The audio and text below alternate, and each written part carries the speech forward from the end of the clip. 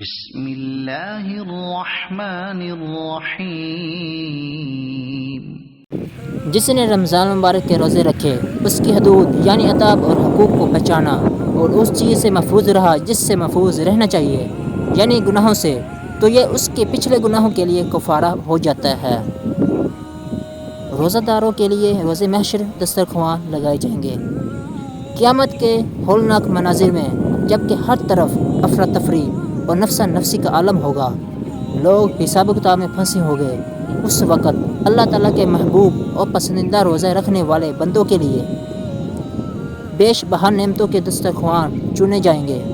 حضرت عبداللہ بن رباح رحمۃ اللہ علیہ جو کبار تابعین میں شمار ہوتے ہیں، وہ فرماتے ہیں، قیامت کے دن جب لوگ حساب کتاب میں ہوں گے، اس وقت روزہ داروں کے لیے دسترخوان لگائے جائیں گے، اور وہ لوگ دسترخوانوں میں لگے ہوئے بیش بہا کھانوں کے کھانے میں مصروف ہوں گے۔ جزاک اللہ۔